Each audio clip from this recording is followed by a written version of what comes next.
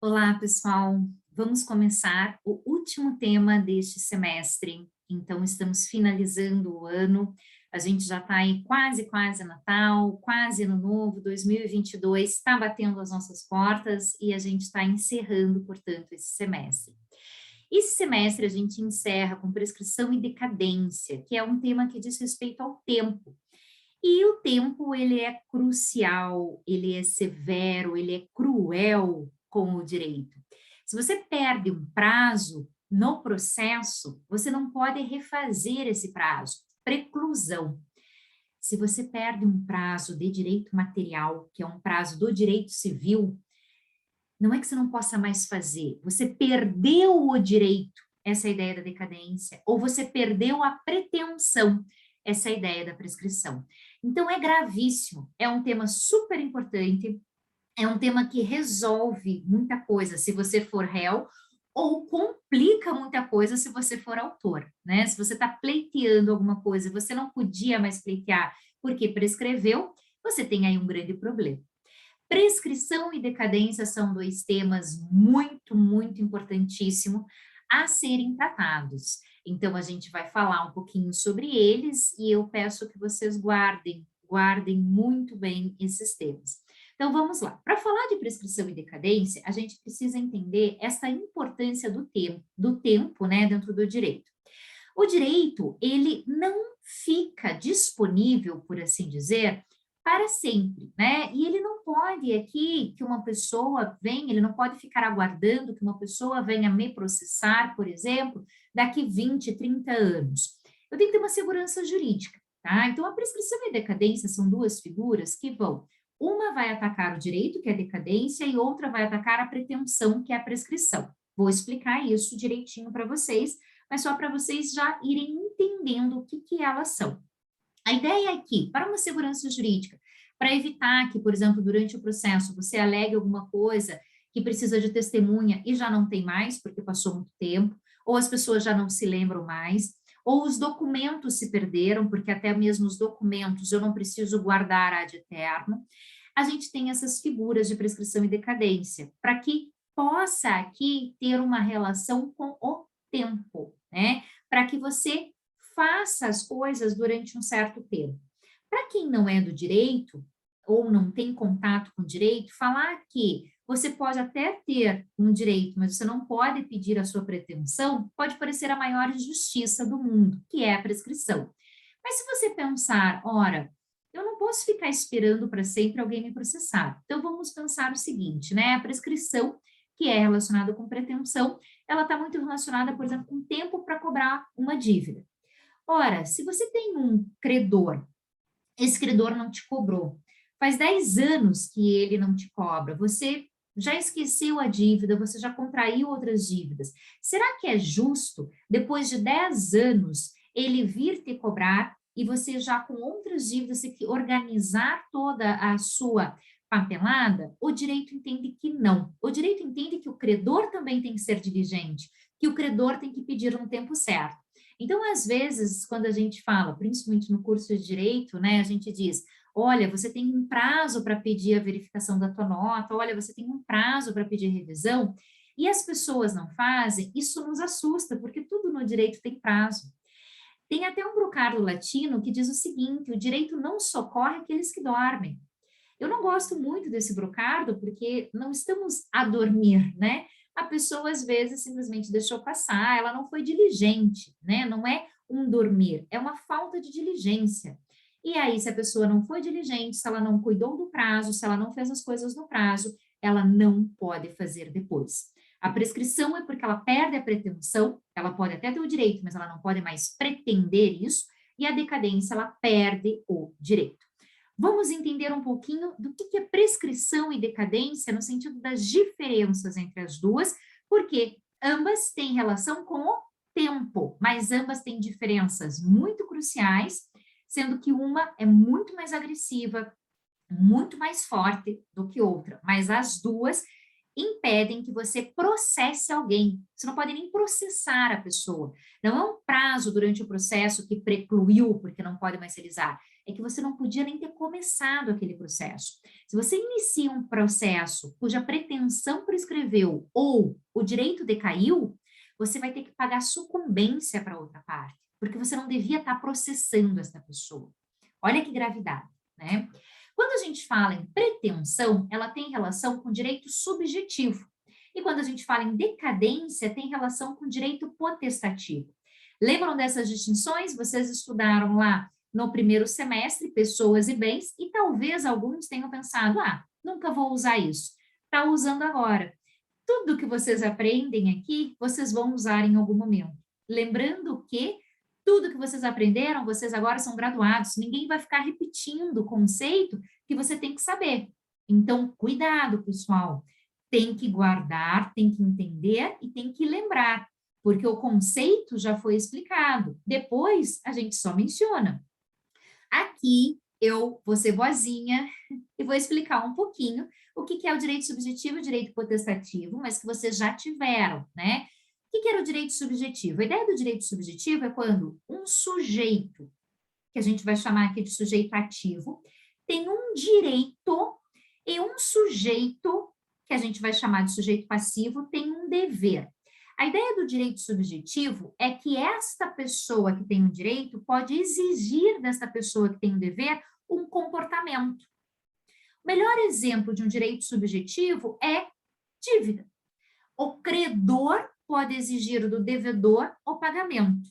A partir de quando? Depois do vencimento da dívida, depois do vencimento daquilo que se pactuou. Não pactuou vencimento. Como assim, gente? Enfim, não pactuou vencimento?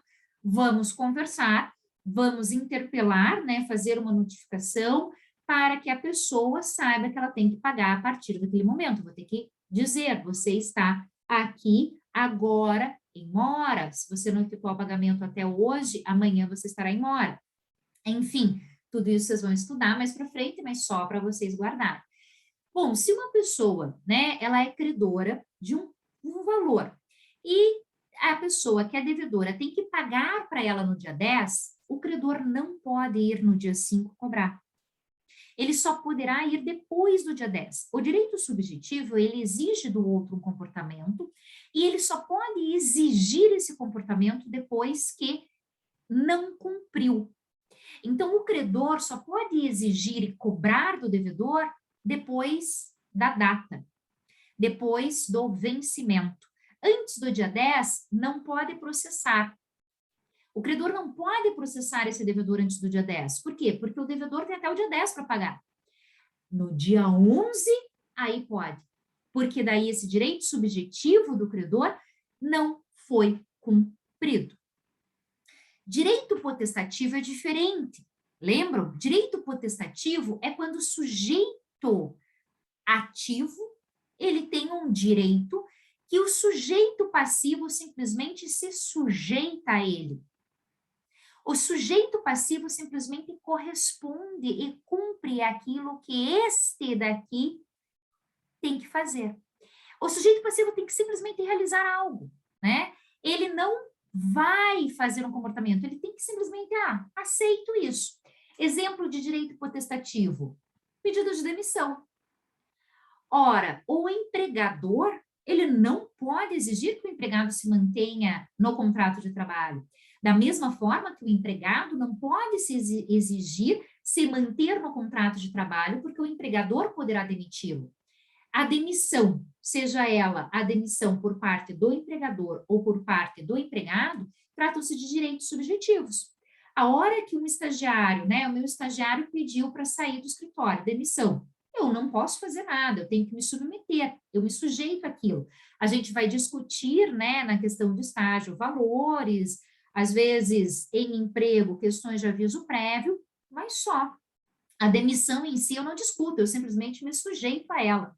Divórcio é um direito subjetivo, um direito potestativo, desculpa, gente.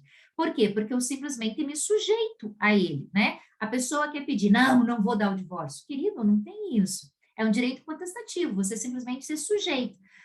Vai decidir guarda, vai decidir pensão, vai decidir ali partilha. Mas o divórcio não se discute, porque é direito potestativo. Acho que vocês lembram bem dessas situações, né? Do direito potestativo e do direito subjetivo. E aqui vamos então para a prescrição e decadência. Quando a gente fala em prescrição, a prescrição, pela forma que o Código Civil trouxe, ela está relacionada com o direito subjetivo. Por quê? Olha o que diz o artigo 189. Violado o direito, nasce para o titular a pretensão, a qual se extingue pela prescrição, nos prazos a que aludem os artigos 205 e 206. Veja que interessante que está aqui. O artigo 189, ele diz, portanto, o seguinte: violado o direito. Ora, que direito que pode ser violado? O direito potestativo? Não, porque o direito potestativo não exige um comportamento. Então, não tem uma violação. O direito potestativo tem apenas uma sujeição. O direito subjetivo é que eu fico lá esperando a pessoa cumprir. Então, fiquei esperando o devedor pagar até o dia 10. Depois do não pagamento, no dia 11, aqui eu tenho um direito subjetivo violado. E a partir do dia 11, portanto, nasceu para mim a pretensão, ou seja, a possibilidade de levar a minha pretensão de crédito para o direito, para o poder judiciário. E aí surge, portanto, a pretensão. Ela fica até quando? Eternamente eu posso exigir? Não, de acordo com os prazos do artigo 205 e 206. Vamos imaginar que essa situação aqui seja uma cobrança de honorários. São 5 anos, tá? O prazo, o artigo 206, né, no parágrafo 5º, vai determinar lá que são 5 anos. Então, tá, tinha um contrato de honorários, a pessoa tinha que ter me pago até o dia 10, não pagou no dia 10. Dia 11 eu posso propor a ação. Não propus essa ação, prescreveu. Passados 5 anos, prescreveu a pretensão. O direito ainda existe, tanto que o direito existia antes do prazo. Se a pessoa quisesse pagar, ela podia. O que acontece é que eu não podia processá-la antes do prazo, porque a pretensão tinha acabado de se iniciar depois do prazo. A pretensão só se inicia depois do prazo. A pretensão só se inicia depois de vencido o prazo. Antes, há o direito. Bom, então tá, passou 5 anos, o direito existe. Se a pessoa quiser pagar, ok, mas eu não posso exigir no processo, eu não posso ir ao judiciário. Eu só podia ir ao judiciário nesse prazo de 5 anos. Ou seja, você é credor. Vamos pensar, por exemplo, na universidade, né? A universidade positiva é credora, né? Ela tem um crédito para receber aí de vocês a cada mês. Ela não pode te processar antes do vencimento do valor. Ela não pode dizer assim, então, vocês vão cursar aí durante mais 4 anos. Paga aqui os 4 anos adiantado. Se não pagar, eu vou te processar. Não, tem prazos. Se você quiser pagar, tudo bem, né? Você vai pagar. Tem gente que paga, por exemplo, o semestre. Tem gente que paga mês a mês. Aqui não tem problema. O direito de crédito existe. Já existe credor e devedor. O que acontece é que quando o devedor não paga na data, surge para a universidade uma pretensão de cobrar. E aí essa pretensão tem um prazo, né? E esse prazo decorreu, não pode mais cobrar judicialmente. Então, veja que a prescrição ela está muito relacionada de quando eu posso levar isso para o Poder Judiciário. Eu só posso levar para o Poder Judiciário um direito subjetivo quando ele não foi cumprido e pelo prazo prescricional.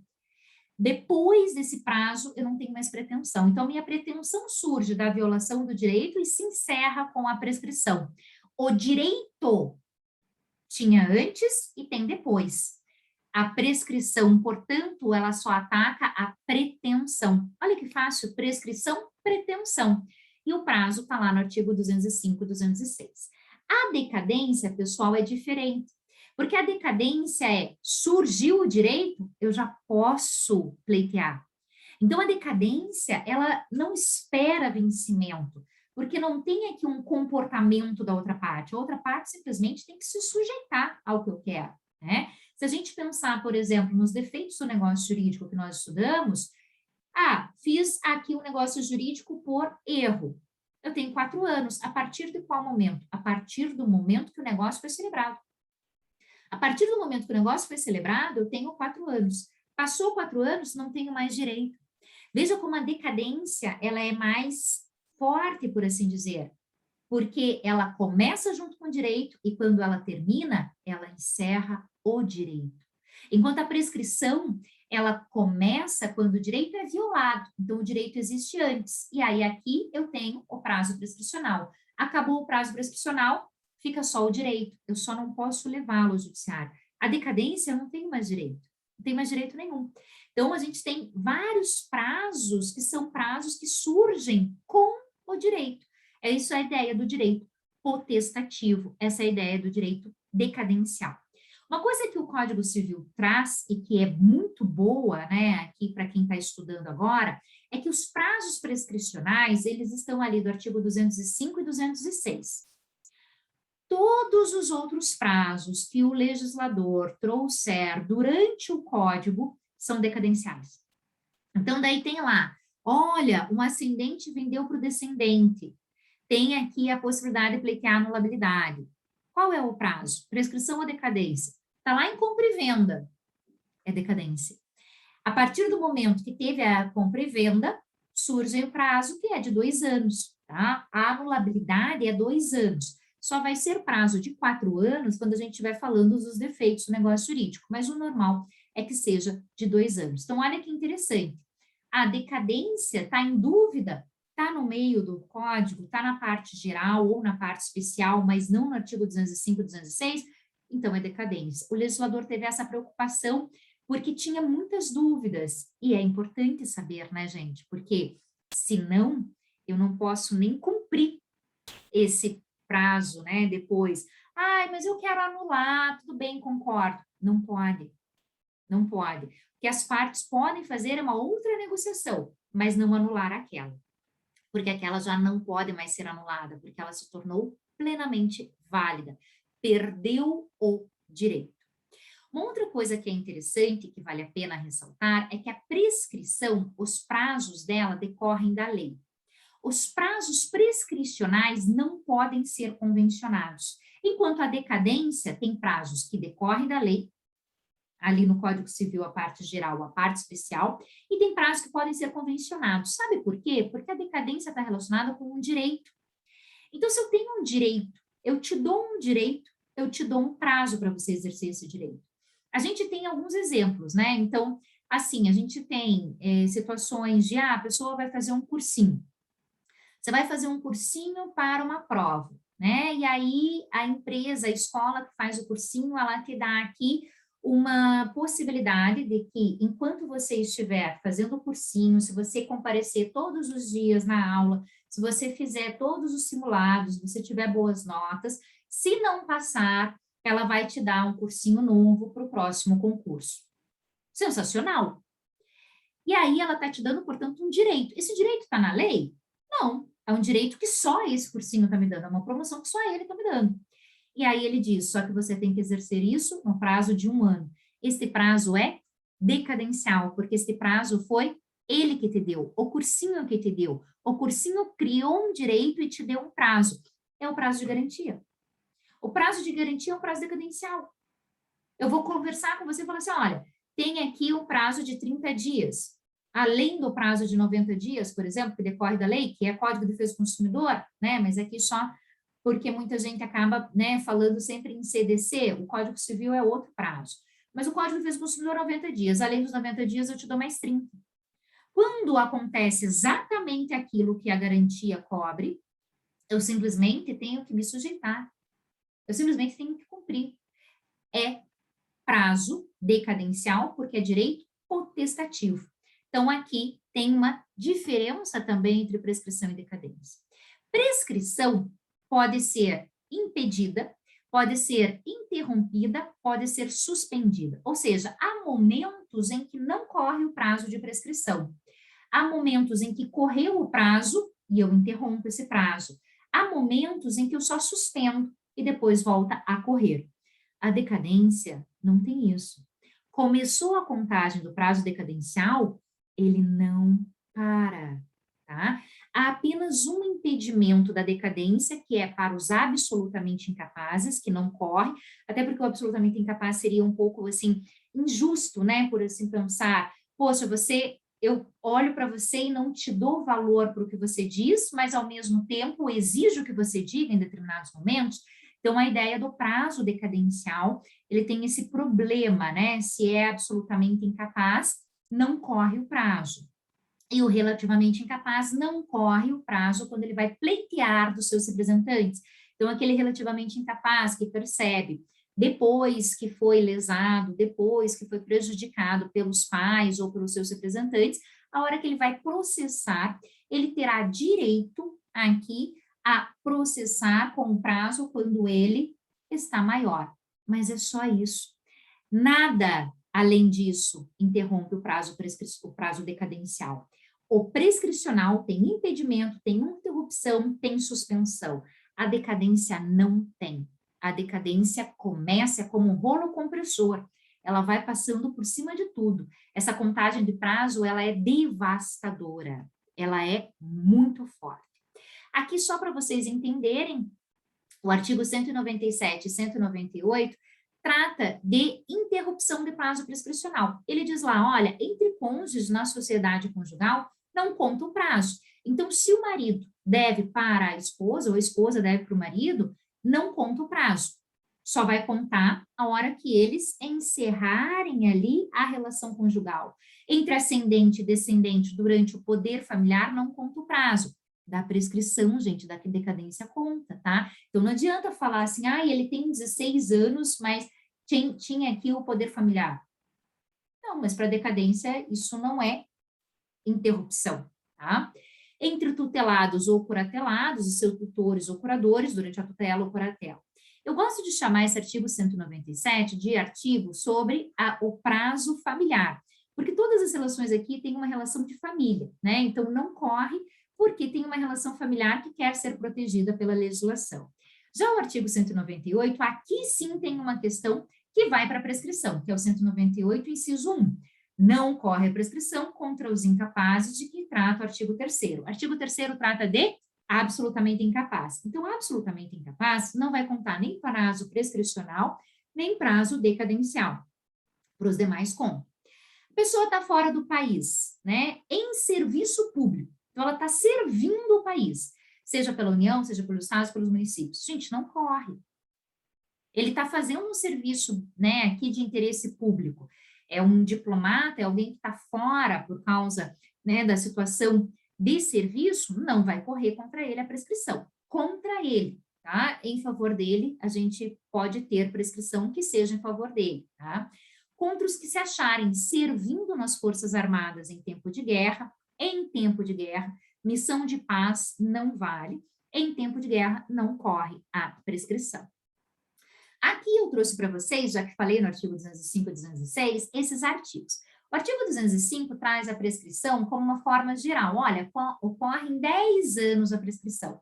Então, esse daqui é o prazo geral, o prazo maior que tem hoje, tá? É o prazo de 10 anos. E o 206, ele traz aqui a prescrição em vários prazos, em 1, em 2, em 3, em 4, em 5. E é bem simples de visualizar, né? Artigo 206, parágrafo 1º, é a prescrição de 1 ano. Tem lá, por exemplo, prescrição de seguro.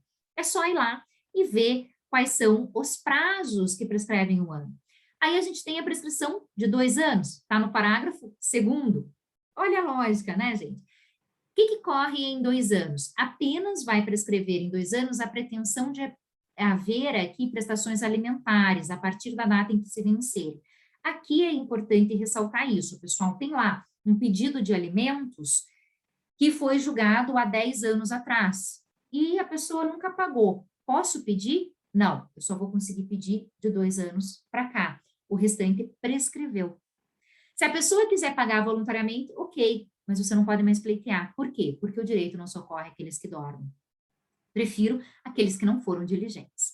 Em 3 anos, tem uma série de prazos, inclusive, né, o enriquecimento ilícito, a reparação civil, é o parágrafo 3º.